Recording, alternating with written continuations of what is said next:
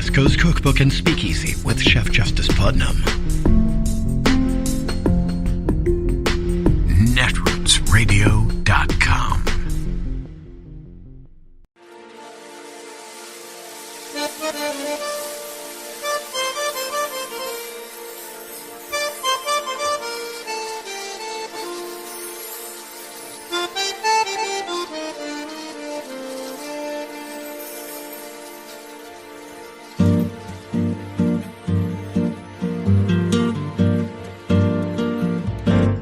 Je voudrais du soleil vert, des dentelles et des théières, des photos de bord de mer, dans mon jardin d'hiver.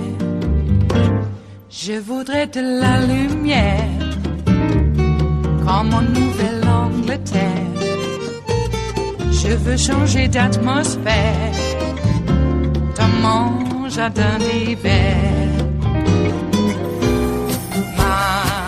Ma fleur sous la pluie de novembre, tes mains qui courent, je n'en peux plus de t'attendre. Les années passent, il est loin, là je tombe. Nul ne peut nous entendre.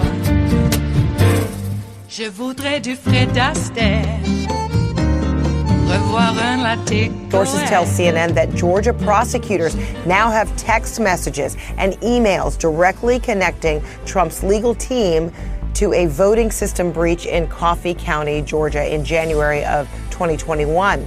This comes as the district attorney investigating Trump in Georgia appears to be close to an indictment. Fulton County District Attorney Fani Willis is expected to seek charges against more than a dozen people. And if she brings charges against the former president, it would be the fourth indictment of Trump since being voted out of office.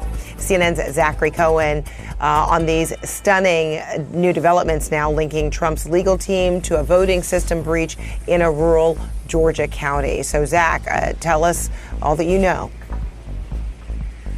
Yeah, Fred, Coffee County is a South Georgia county, heavily Republican. Trump carried that county by more than 70% of the vote there. But we're learning that prosecutors here in Georgia have text messages that do connect members of Trump's legal team to the breach that happened in the Coffee County Elections Office, where operatives that were hired by lawyers like Sidney Powell and Rudy Giuliani did gain access to voting systems in Coffee County on January 7, 2021. But really what these text messages do is they show you the process and the planning that went in to this breach and how Trump attorneys were helping coordinate efforts to get access to this voting system in this rural Republican county. Now, Rudy Giuliani is somebody who his lawyer has vehemently denied that he had any involvement, actually pointing the finger at fellow former Trump attorney Sidney Powell, saying that he had nothing to do with the breach in Coffee County. But these text messages do show that lawyers working for Rudy Giuliani were involved in that planning process. There's one that even mentions the mayor, which is something that we've seen operatives that have been working for the Trump campaign refer to Rudy Giuliani as in other communications. So really connecting some of the dots here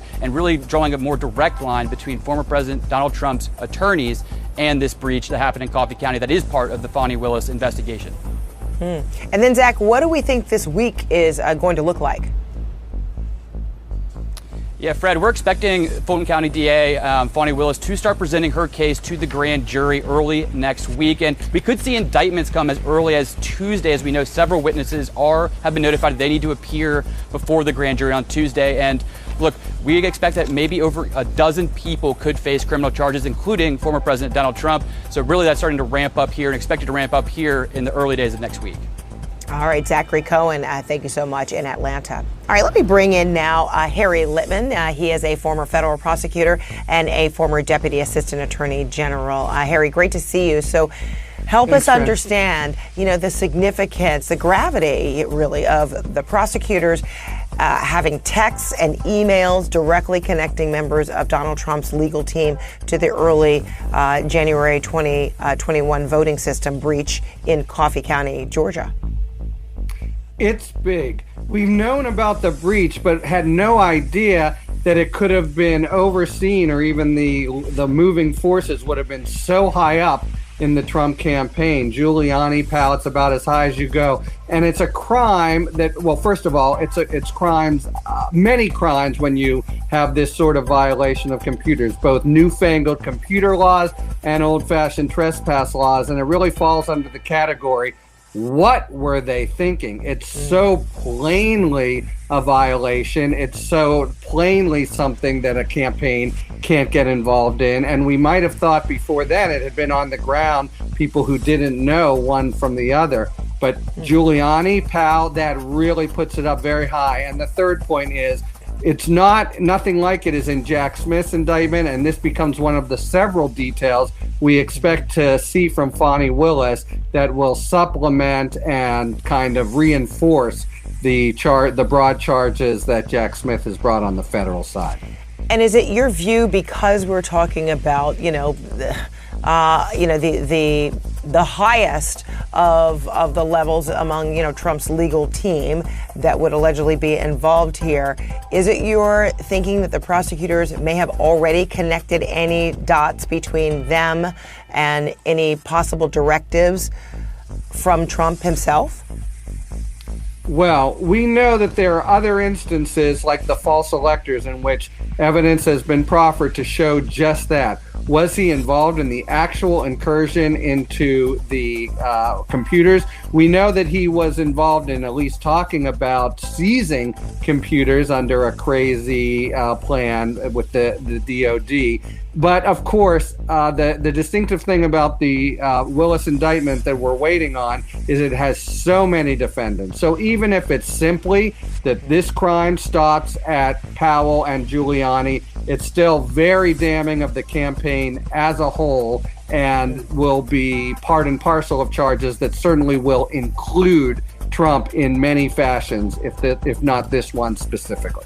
And then, Harry, we know that this, Georgia investigation really got started after Trump called the state secretary of state, pressuring him and others to find votes for him in early January 2021, as the official election count showed that he lost. Take a listen, just for those who may have forgotten what that call sounded like. All I want to do, all I want to do is this. I just want to find 11,780 votes, which is one more than we have, because we won the state. So do you still see that phone call, the president called a perfect phone call, do you see that phone call as key to any possible Trump indictment? Oh, yeah, it is a perfect phone call for prosecutors. Nothing like an audio tape that way. And you can just put those words up on the screen and they'll do it repeatedly. And it screams out solicitation to commit election interference, which is one of the leading charges I expect from this indictment when it comes out, say, Tuesday or Wednesday. And if Trump is charged, it would be his fourth indictment. Where would this Georgia case rank, in your view, against the other cases in terms of legal threats for Trump? Well, on the one hand, this is sprawling and it's not subject to pardon. On the other hand, it's complicated and he has certain legal challenges that he can't do in other places. I don't think it's as challenging for him nor as sobering as the 1-6 indictment that may now be the first trial to go. But I think it's just after that, when you look at the panoramic detail that we expect is going to be charged here and the fact that it can't be pardoned, I think it's a very, very serious set of charges. Also, in some ways, more challenging than some of the others. That's a different point. But on the overall list of the kind of broad historical indictment of Trump, I think it's second only to the January 6th indictment on the federal side. All right, got it. Harry Littman, thanks so much for your expertise. Appreciate it. Thank you, Fred. Joining us now, two journalists on the ground covering this also in Georgia. Tamar Hellerman, the Atlanta Journal-Constitution senior reporter, and Patricia Murphy, political columnist also at the Atlanta Journal-Constitution. Ladies, thanks so much for being with us. Tamar, let me just ask you what is so critical about the procedure of how this is going to unfold. And if you could also speak to Trump's team wanting to see this thing, if he is indicted here, it's a state case, which matters for a whole host of reasons. They want it in federal court. So we're expecting this presentation from Fulton County DA Willis and her team to take about 2 days. That's how long previous racketeering cases have taken her office. And this grand jury only meets on Mondays and Tuesdays, so we're not expecting the DA to want this to extend another week. You showed in the segment before with Sarah Murray that former Lieutenant Governor Duncan and other witnesses have confirmed they're going to be coming in Tuesday morning. And we're expecting some other people as well to come and inform this grand jury of why they believe there's probable cause, that it was more likely than not that the former president and other allies committed a whole host of different crimes in Georgia, including racketeering. You mentioned the former president and his team likely wanting to move this case to federal court. We're expecting his legal team to make that move or to at least initiate that shortly after the former president is indicted. If he is indicted here, that would get him presumably a more conservative jury pool. Patricia, for those who maybe haven't been following this on a granular level, like you two have, like Sarah Murray has, the significance of the two witnesses that we know are coming in, the journalist and the former lieutenant governor, what does that tell you about this moment, this case? Yeah, so we could start with George Cheedy, who's the independent journalist. He stumbled upon the meeting of the alternate electors or fake electors, whatever we want to call them, on December 14th in the state capitol. We heard him speak there on the package earlier, and that tells us that certainly this is a situation that Fulton County DA Fonnie Willis wants to put in front of the grand jury, that fake elector scheme, including the level of secrecy that was involved.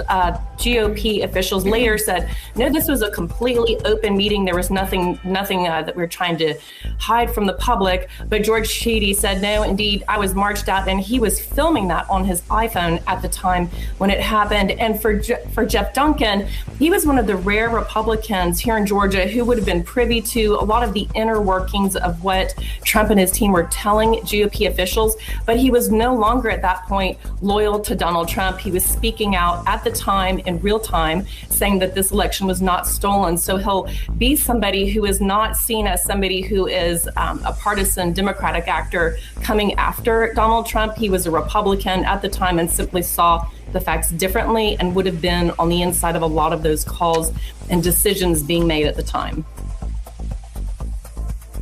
It is Monday, the 14th of August of 2023, and you are in West Coast Cookbook and Speakeasy. I am your chef de cuisine, Justice Putnam. Gunner the English Bulldog is our snoozing sous chef. Precious, our little Yorkie, is the door girl, and she will be seating you directly for our especially special daily special River City Hash Mondays, because, we take what's left over from the weekend and turn it into a gourmet delight for your gourmet delight here at West Coast Cookbook and Speakeasy. Yes. Okay, well, we have some news from over the weekend that we have gathered for you. And, of course, there's lots that we're not able to really address in the more curated part of the show, but there are a few things that are top of our mind, and I suppose the number one would be the devastation in Maui. And how quickly those Republicans jump on the bandwagon and accuse Joe of not doing anything when within hours. Last count, and I got to tell you, this is within hours. There are over 36 federal government agencies involved. So yeah, Joe's not doing anything. And of course, that as soon as they find out, they being the MAGAs in Congress, as soon as they find out how much he's done, they're going to complain about he's doing too much for them and not enough for you. That's right. Oh, and another turnabout of hypocrisy on their part. They were whining for how long they wanted Weiss to be the special counsel, and so they finally made him special counsel, and now he's part of the deep state. Can't trust him. He got made into special counsel. Well, I think that maybe the breaking point for them is that if a Democrat does anything, by definition, it's wrong. So these people have been so brainwashed, and I want to know by who. You know, it's real easy to say, yeah, Vlad and the Russian FSB, they brainwashed all these people. I think that this brainwashing has been going on for decades and decades and decades, and it's by landless, disloyal, buku billionaires. I'll get it out. Mega billionaires. Buku billionaires. I want to call them Burgermeisters. But apparently Burgermeisters doesn't quite describe them. They're even, on a much higher scale. Right-wing billionaires have shaped our country into something we don't recognize anymore, and it is exactly what the founders warned us about in terms of moneyed interests who do not have national allegiances, because their allegiances are to their pocketbook.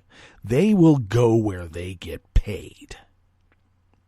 Of course, in their quest to get paid, in every and any situation, oftentimes they'll be selling the rope that they are going to be hanged with. So there is that. Their quest of money is so complete. Well, at least I made some profit off of that. Yeah, but you're going to be hung. Yeah, but profit is king. I'll be able to go out happy in the knowledge that at least I made a few extra bucks. Well, that's nice. I kind of like to stay living right here. And if it's not being, the richest dickhead in the world, I'm fine with that. There have been many studies that have shown the accumulation of money is a corrupting influence on people's behavior, spirituality, and morality. Is it possible to acquire vast sums of money and not fall prey to the behaviors that cause people to become psycho and sociopaths? I wonder. I just wonder. We have biblical passages warning us about, money being the root of all evil. You better be careful. But nah, that's woke Jesus. Mm-hmm. He's a cuck. Woke Jesus is a cuck. He's a wimp. Love thy neighbor as yourself. What kind of liberal homo behavior is that? They would never use behavior, but I was at a loss for words. It is the morning, and I haven't had my minimum daily requirement of you-know-what. But I got one more cup coming. That's right. So, yeah. Also, Trump is, in real time as we speak, threatening the prosecutors, witnesses, jurors, judges in Georgia right now. He also actually went after Chutkan, the judge in D.C., after she told him, no, you better not be doing any witness tampering, jury intimidation, etc., etc., etc., else I'm going to move up that trial date, and you don't want that. So he is daring her as we speak. I suppose that she's going to wait until the hearing. I believe that's later in the week. Is that true? Regardless, something has to be done, and he is expecting possibly to be thrown in jail. So therefore, his minions will rise up and turn this country into what he wants it, and they're going to spirit him out of jail. Kick out Joe, maybe hang Joe. Hang Joe Biden. Is that what we're going to be hearing? Is Trump going to tell people, I'll be there with you at the Capitol? But he'll be too sick and sweaty, just like he was at the fair. I did like the juxtaposition of Trump being all sweaty, had to leave the fair in Iowa early because he was feeling so sick, and then a picture of Joe Biden on his bicycle, riding on his regular exercise. Mm-hmm. But old Joe, he's like incompetent. He can't be president. We have to impeach him. What for? Just because. Trump is hoping for an all-out war if he gets arrested. Will that happen now? I don't know. I think that a lot of MAGAs saw how he pretty much abandoned the January 6th folks. Oh, yeah, sure, he'd made a record with a few of them in the D.C. jail, but please. That wasn't his idea. Trust me. And you don't hear much about it since then, do you? Nope, we don't. Except when we remind folks about it. So, I don't know if the uprising's going to be as widespread as he expects. But there will be some dangerous times. We've already had idiots getting killed because they threatened Joe and Kamala and others.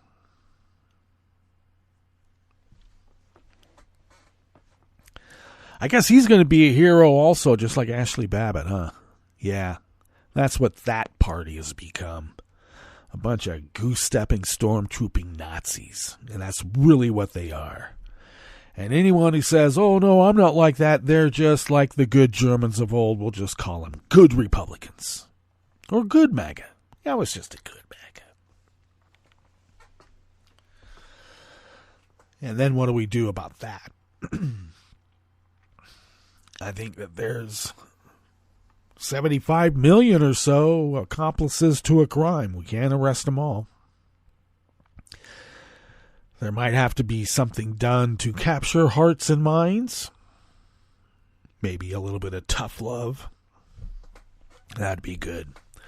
Well, got a little bit of something happened to my throat, kind of constricted there, like an allergy. Ooh, well, we have been going on for quite some time, so why don't we give you a rundown what we have in store for you in the curated part of West Coast Cookbook and Speakeasy. Yes, at the top, prosecutors in Georgia have text and email messages that link Trump's legal team to a 2021 voting system breach in Coffee County, Georgia, and they were trying to manipulate software. What the hell? On the rest of the menu, legal experts question a MAGA judge's order telling Southwest airline lawyers to get religious liberty training. Give me a break. A recent lawsuit targets Wisconsin legislative districts that resemble Swiss cheese. And Illinois Governor J.B. Pritzker has signed a law banning firearms advertising that appeals to children, militants, or others who might use the weapons illegally.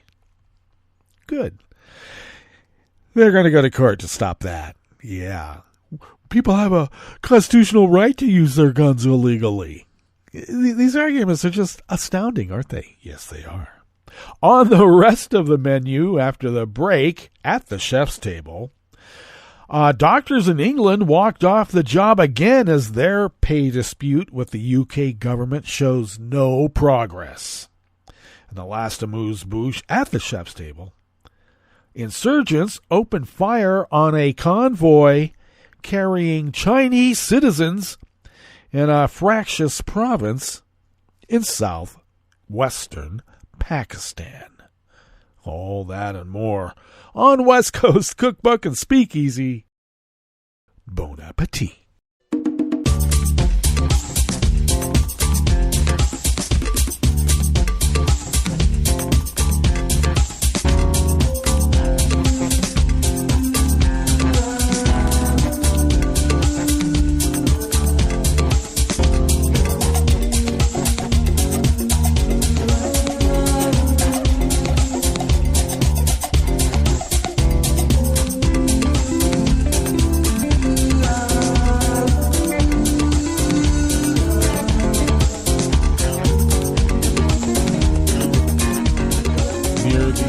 bottom of our homepage at netrootsradio.com. To the right of the page is the chat room link, monitored by Kelly Lincoln. Thank you, Kelly. Across the page from that chat room link near the bottom of our homepage at netrootsradio.com, to the left from that chat room link is the link to our Patreon page. And if you could become a recurring Patreon of Netroots Radio, and possibly if you could afford to send us what you might spend on an espresso type coffee drink once a month, that really does help us pay our bills and all the other costs in keeping this powerhouse of resistance resisting. So please, we need the help, and your generosity is greatly appreciated. And thank you. Thank you to those of you who have been so generous over these many, many years, allowing us to fulfill our civic duty as the founders originally intended all those many years ago. All kidding aside, we do thank you for your generosity. If you would like to follow Netroots Radio on Twitter, we're still there for a while. Tom's going to get us out, but you can also find us on Mastodon and Spoutable, and find us at Netroots Radio. There you go. Tom takes care of those, as I alluded to, and thank you, Tom. Follow me on Twitter, Mastodon, Spoutable, and Blue Sky, and I guess other places. Pretty much everywhere online I am at Justice Putnam. So find Justice Putnam and you might find me. So I post the show notes and links diary. It's going to be a diary forever. I am sorry. Not a story. A diary.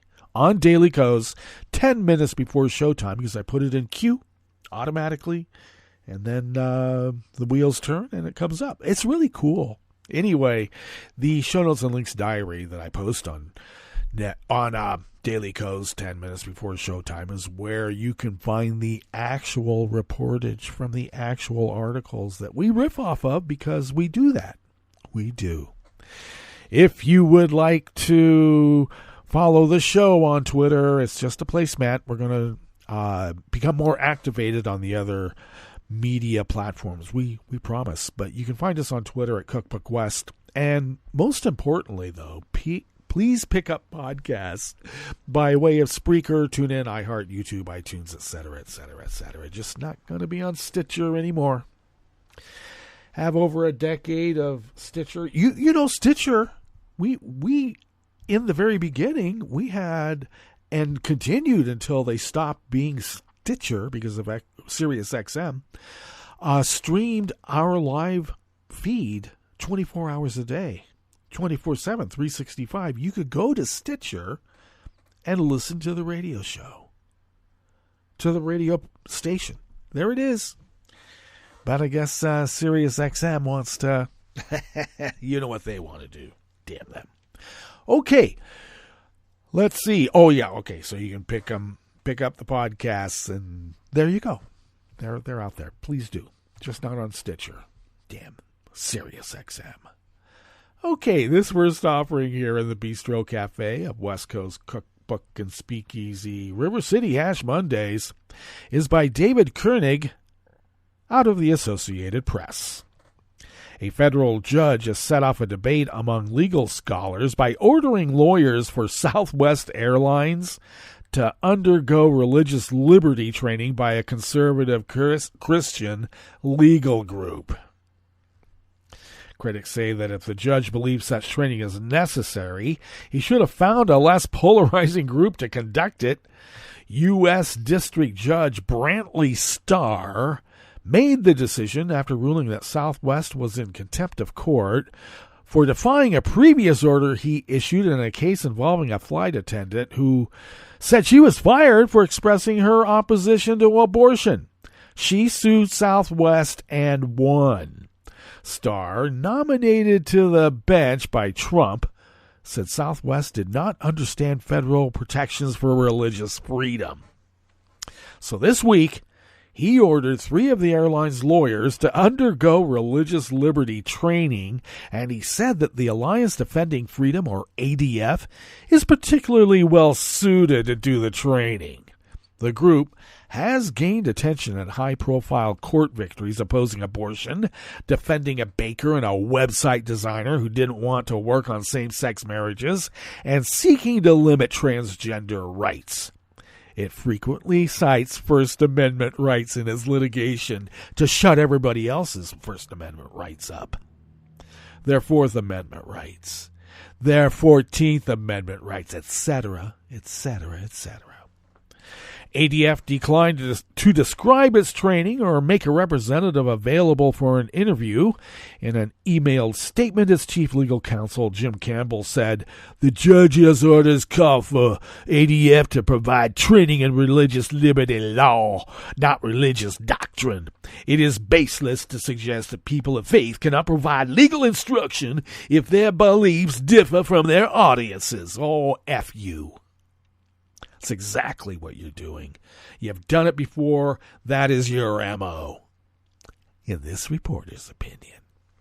Southwest has appealed Star's sanctions, which also include emailing a statement that the judge wrote to its flight attendants to say that the airline is not permitted to discriminate based on an employee's religious belief. The airline, which is based in Dallas, is already appealing the jury verdict in the flight attendants' favor. David Lopez, who was general counsel of the U.S. Equal Employment Opportunity Commission during the Obama administration, said Southwest could argue that training by a conservative Christian group violates the religious rights of its lawyers, especially if they follow other faiths or none at all. Lopez said the EEOC often insisted on training for employers found to have discriminated, but that the agency and company would agree on who would conduct the training. What happened here? I've never seen that, said Lopez. Well, of course not, because it's got a MAGA judge. ADF is just one voice on the subject of religious freedom, Lopez said, and they are a voice that many people view as being very controversial and very narrow.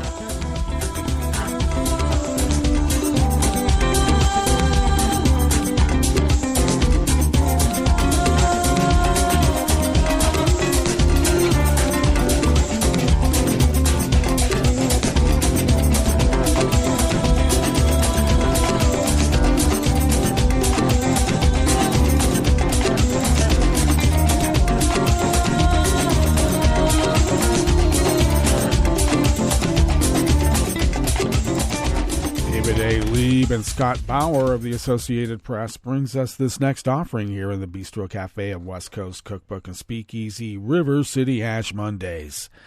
If Wisconsin State Representative Jimmy Anderson wants to visit residents in some of the northern neighborhoods he represents, he first must leave his own district twice. From his Fitchburg home in suburban Madison, Anderson must exit his 47th Assembly District, pass through the 77th, re-enter the 47th District, then head north through the 48th to finally reach a cluster of homes assigned like a remote outpost to his district. Unusual? Yes. Inconvenient? Yes. Unconstitutional? Perhaps. Though the Wisconsin Constitution requires legislative districts that consist of contiguous territory, many nonetheless contain sections of land that are not actually connected. The resulting map looks a bit like Swiss cheese, where some districts are dotted with small neighborhood holes assigned to different representatives. Wisconsin's nationally peculiar practice of detached districts is cited as one of several alleged violations in a recent lawsuit seeking to strike down current Assembly and Senate districts and replace them before the 2024 election. Like similar cases in states ranging from North Carolina to Utah, the Wisconsin lawsuit also alleges partisan gerrymandering is illegal under the state constitution's guarantee of equal protection and free speech. Though such claims have had mixed results nationally, Democrats hope the Wisconsin Supreme Court's new liberal majority will deliver a resounding rejection of gerrymandering that has given Republicans a lopsided legislative majority. But the challenge to non-contiguous districts could provide judges a way to decide the case without ever addressing whether partisan gerrymandering is illegal. It could be that this gives the court a completely neutral basis for deciding the maps are no good, Kenneth R. Mayer, a University of Wisconsin-Madison political science professor, said. Wisconsin's assembly districts rank among the most tilted nationally, with Republicans routinely winning far more seats than would be expected based on their average share of the vote. In other states, such as Nevada, Democrats have reaped a disproportionate advantage from their redistricting.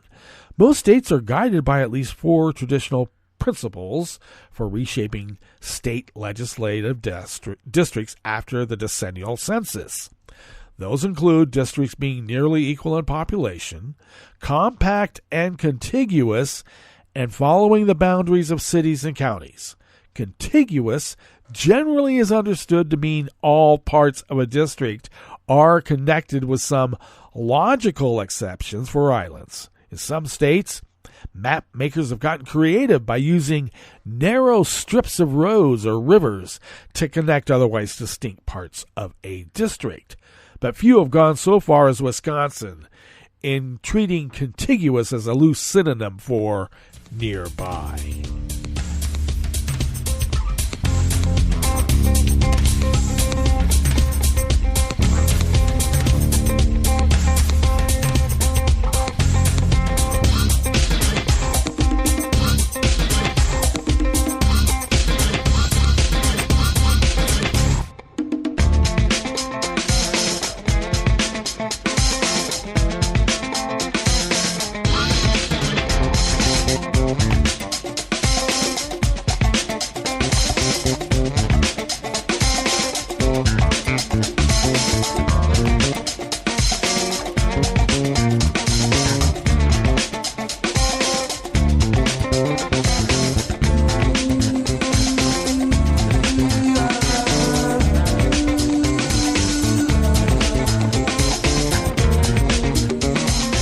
Weekend staff at the Associated Press brings us this final offering here in the Bistro Cafe part of West Coast Cookbook and Speakeasy. Illinois Governor J.B. Pritzker has signed a law banning firearms advertising that officials determine produces a public safety threat or appeals to children, militants, or others who might later use the weapons illegally, opening the door for lawsuits against firearms manufacturers or distributors. Pritzker on Saturday signed the Firearm Industry Responsibility Act, making Illinois the 8th state to approve legislation that rolls back legal protections for firearms manufacturers or distributors. The legislation comes after the deadliest 6 months of mass killings recorded in the United States since at least 2006, all but one of which involved guns. Pritzker signed the bill alongside lawmakers and gun control advocates at Gun Sense University, an annual training conference of more than 2,000 Moms Demand Action and Students Demand Action volunteers and survivors, hosted by Every Town for Gun Safety. We hold opioid manufacturers accountable, vaping companies accountable, predatory lenders accountable. Gun manufacturers should not get to hide from the law, and now they won't be able to, Pritzker said in a statement. The law took effect immediately. Attorney General Kwame Raoul, a key backer of the law, said by signing this legislation, Governor Pritzker has given an important step to protect consumers and increase public safety. Democratic State Representative Jennifer Gong Gershowitz, the bill's House sponsor, said any companies participating in depicting guns as tools for carnage will face serious penalties. Opening the door to such court challenges is part of the ongoing efforts by Democratic lawmakers in Illinois and elsewhere to eliminate gun violence, made more complicated by the MAGA U.S. Supreme Court's expansion of gun rights a year ago. Pritzker also signed a ban on semi-automatic weapons this year, a law that gun rights advocates continue to challenge in federal court. Well, small victories will add up to larger victories. Let's keep it up. Okay, let us then now also go to our break. And when we get back from that break, we will go through weather from around the world, and we will finish up with the stories that we have curated for you today. You are listening to West Coast Cookbook and Speakeasy, and we will be right back. You are listening to netrootsradio.com. Please hang up and try again.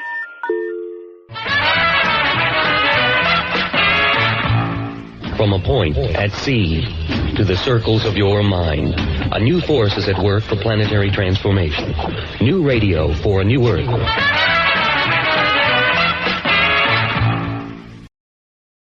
This is Take Two Movie Review. I'm Clinton Johnston. This week, the whole kit and caboodle.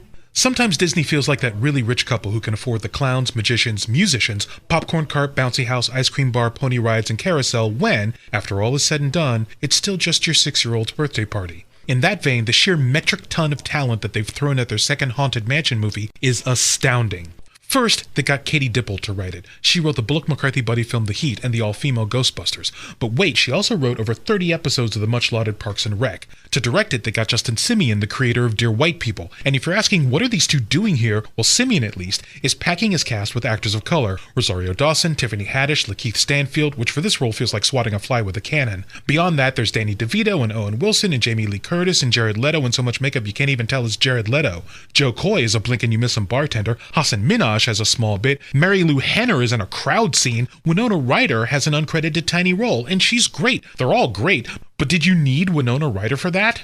And with all this talent, you'd think that the movie would feel more special. Instead, it feels like a lot of hands on the wheel. They want to have something kids can enjoy. They want something adults can like. They want meta jokes for people who think they're too hip to like this movie. They want a family in jeopardy story. They want a moving personal emotional story. They want an aspirational story. They want action. They want off-kilter humor. They want to celebrate science, but also faith and superstition. They want to reference the theme park ride, make product placements, and rep other Disney properties. Oh, and they want it to be scary. Well, scary-ish. And none of these parts are done badly. It's just Haunted Mansion feels like a movie put together from a kit. And you know, you and yours can have a lot of fun making something from a kit. It can look cool. It's just not as special as your grandma's spice cake. This has been Take Two Movie Review. I'm Clinton Johnston. Catch up with us at TakeTwoMovieReview.com and feed us back on our channel on YouTube.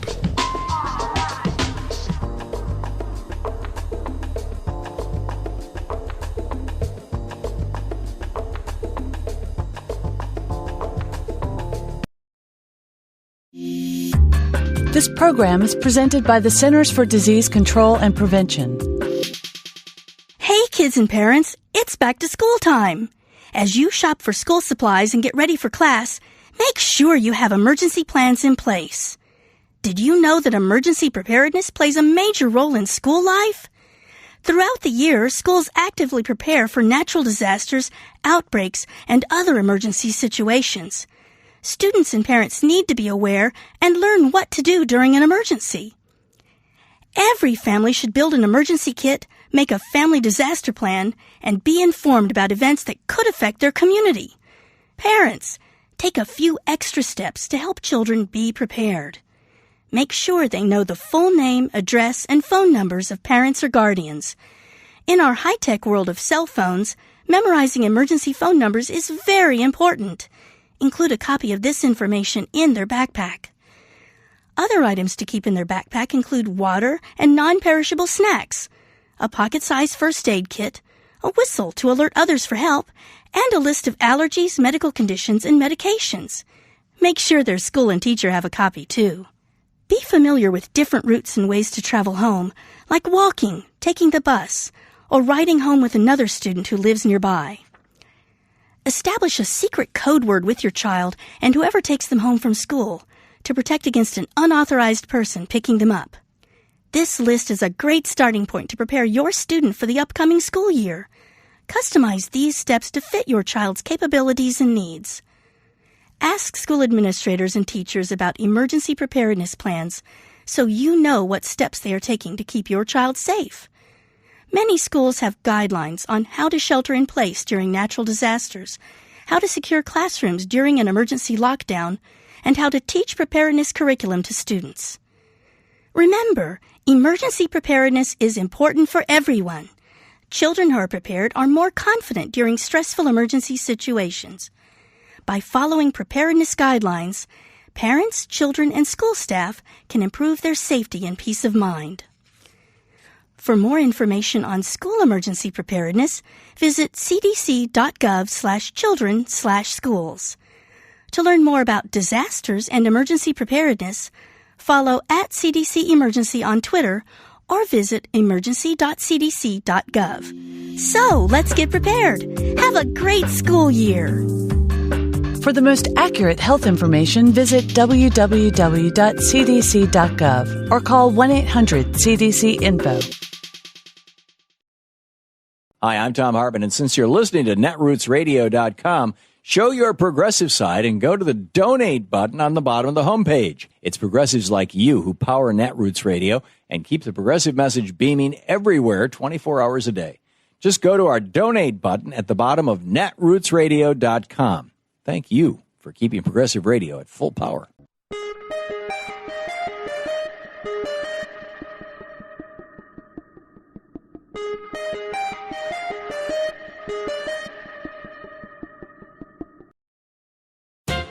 Ohio voters scored a big election victory for women's rights last week.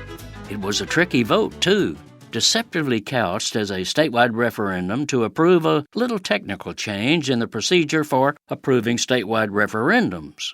How boring. But Ohioans figured out that it really was a big vote on an underhanded ploy by right-wing Republicans to block the right of women to make their own reproductive decisions. Not boring. So, in a huge turnout, a whopping 57% of voters said yes to women and no to the tricksters. Yet the referendum actually did encompass a procedural issue that's an even bigger political story than the election results. Namely, the GOP's ongoing attempts to rig election rules so its extremist minority can, quote, win without getting a majority of the votes. Background. A state constitutional amendment guaranteeing the right to abortion is already set to be voted on this November in Ohio. Right-wing Republican leaders, though, fear that more than half of Ohioans will support that amendment. Thus, last week's referendum was their desperate attempt to win by losing, specifically by decreeing that, hocus pocus, constitutional initiatives must get 60% approval to become law. Yes, a 40% minority of voters could nullify the majority will of the people. This is Jim Hightower saying this gaming of the system by devious Republican officials and far-right extremists has become their core political strategy across the country. It's actually a deeply embarrassing admission by them. They are conceding that they are now captives of ideological extremism and outright nutballism, making their party so completely out of touch with the American majority that they can't win honestly. So they've become the anti-democracy party, acting as rabid political veterinarians out to fix democracy by neutering the power of the people. Howdy-ho, folks, and thanks for tuning in to my Hightower Radio commentaries. And guess what? There's even more Hightower waiting for you online. Subscribers to my Substack newsletter, Jim Hightower's Lowdown, get commentaries, articles, interviews with progressive sparklies, live events, historical nuggets, and more. Go to jimhightower.substack.com to sign up, and you'll get more. That's jimhightower.substack.com.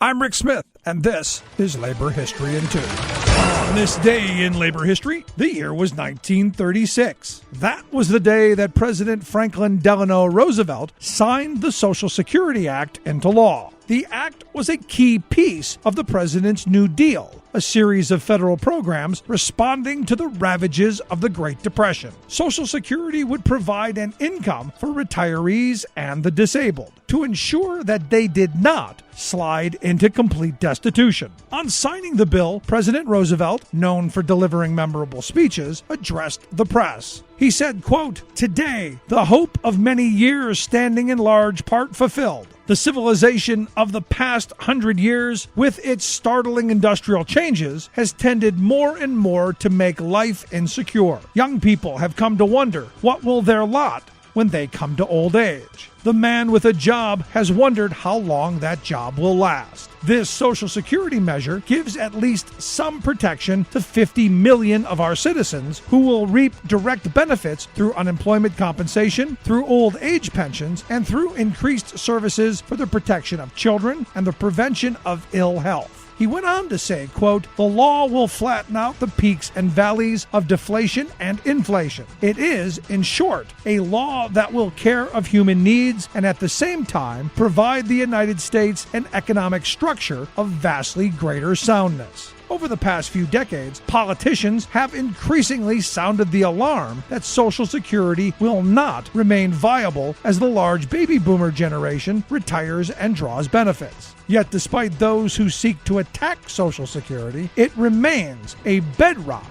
of the social safety net for millions of Americans. For more information, go to laborhistoryin2.com, like us on Facebook, follow us on Twitter at laborhistoryin2.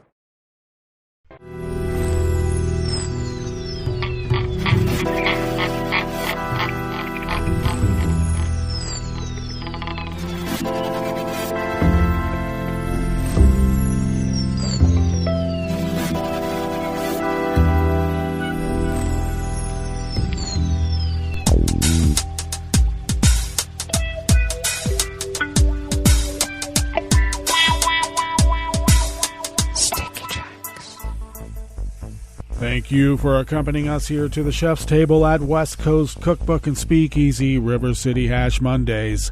We always begin weather from around the world along the banks of the Rogue River, in the Rogue River Valley of Southern Oregon on the west coast of the continental United States of America, where it is currently 68 degrees Fahrenheit with abundant sunshine throughout the day, near record high temperatures, topping over 111 degrees Fahrenheit, which means it could get to 120 here at the mothership. We'll keep track of that.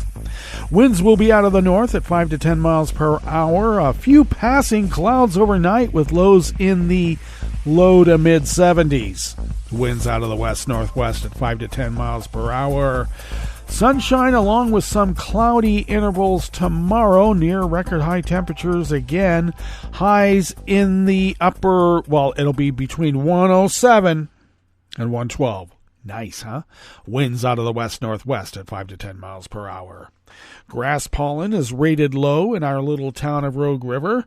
The air quality index for the region is in the good range at 38 parts per million, and the daytime UV index is very high at level 8.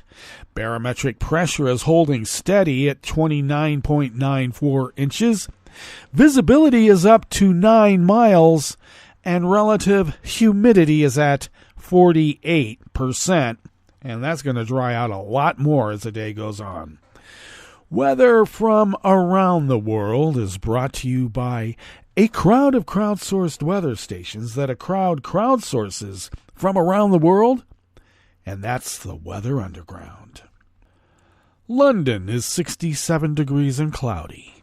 Paris is 81 and mostly cloudy. Rome is 89 and fair. Kabul is 71 and clear. Kyiv is 87 degrees and fair. Hong Kong is 82 and partly cloudy. Tokyo is 83 and cloudy. Melbourne, Victoria, Australia is 41 degrees and partly cloudy. San Francisco, California is 61 and mostly cloudy. Chicago, Illinois is 75 degrees and cloudy. And New York, New York is 80 degrees Fahrenheit and fair. And that is weather from around the world, brought to you by a crowd of crowdsourced weather stations that a crowd crowdsources from around the world.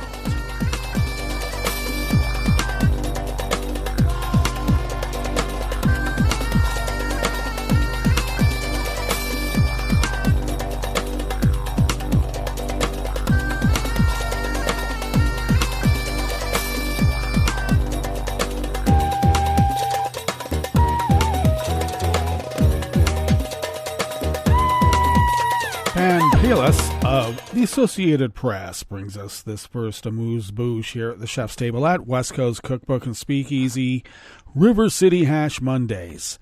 Tens of thousands of doctors in England walked off the job for another 4-day stretch beginning on late Friday, with growing concerns that their bitter pay dispute with the British government will drag on into the winter. The fifth round of strikes by doctors at the early stages of their careers is set to last until 7 a.m. tomorrow, Tuesday morning. Some of the junior doctors on strike started their first jobs in the state-funded National Health Service only days ago. The action by junior doctors who do much of the routine work in hospitals and who work very long hours will inevitably add to the backlog at the embattled health service. According to NHS, the number of procedures and appointments being cancelled or rearranged is set to hit 1 million by the time doctors return to work, at a cost of £1 billion, which is the equivalent of 1.27 billion US. The British Medical Association, which represents the approximately 75,000 junior doctors, has been asking for a 35-cent pay bump to get pay back to 2008 levels once inflation is taken into account.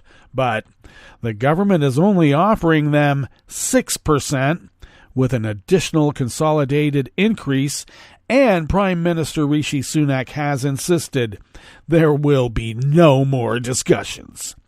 Junior Dr. Sumi Manoranjan, deputy co-chair of the BMA's UK Doctor Committee, said she sees colleagues at burnout point every day.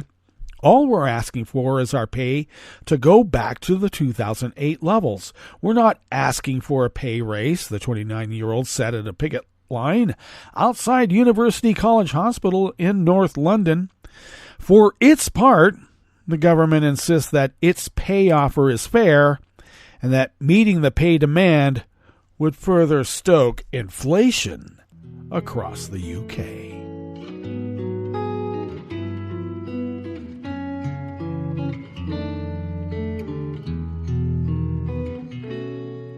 Je te donne ce mon amour pour la vie entière. La promesse de me trouver à tes genoux. Aussitôt que tu m'appelles, rester toujours fidèle. C'est tout, c'est tout. Je te donne tous mes printemps, mes étés de mer. Mes automnes, quand les feuilles tombent partout. Si ce n'est pas une bonne affaire, je te donne tous mes hivers. Weekend staff at the Associated Press brings us this final amuse-bouche here at the Chef's Table at West Coast Cookbook and Speakeasy. Insurgents opened fire Sunday on a convoy carrying Chinese citizens in the restive Balochistan province in southwestern Pakistan. The Chinese embassy in Pakistan said there were no Chinese casualties as a result of the attack in the port city of Gwadar. The embassy said it strongly condemns this terrorist attack, urging the authorities to investigate, punish the perpetrators, and prevent such attacks from happening in the future. The Pakistani military, reporting on the same incident, said insurgents attacked a military convoy in Gwadar and that troops returned fire, killing 2 attackers. The military made no mention of a Chinese presence, but typically escorts convoys carrying Chinese citizens. The military said there was no harm to civilians or security forces. Chinese companies operating in Gwadar and other parts of Balochistan have been targeted in the past by Baloch insurgents. The Balochistan Liberation Army, a separatist group, claimed responsibility for the daylight attack and said it lasted for hours. Balochistan has been the scene of a low-level separatist insurgency for over 2 decades. Separatists initially demanded a share of the wealth in the province, which is rich in gas and minerals, and later called for separation from Islamabad. Pakistani forces claim to have largely quelled the insurgency. but attacks still take place.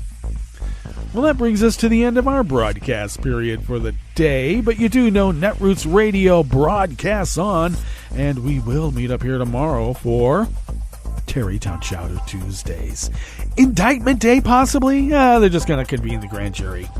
So stay tuned to Netroots Radio all day and all night for all the breaking news as it breaks, and we will meet up here tomorrow, right here in West Coast Cookbook and Speakeasy.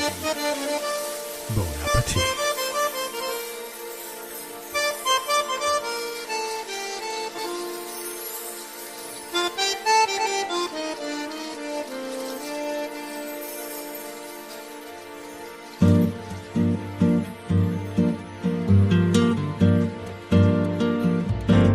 Je voudrais du soleil vert, des dentelles et des théières, des photos de bord de mer, dans mon jardin d'hiver. Je voudrais de la lumière, comme en Nouvelle-Angleterre. Je veux changer d'atmosphère, dans mon jardin d'hiver. À fleurs, sous la pluie de novembre, tes mains qui courent, je n'en peux plus de t'attendre. Les années passent, qu'il est loin, là je tombe. Nul ne peut nous entendre. Je voudrais du Fred Astaire, revoir un latte Goer. Je voudrais toujours te plaire dans mon jardin d'hiver. Je veux déjeuner par terre, comme au long de golfe clair, t'embrasser les yeux ouverts dans mon jardin d'hiver.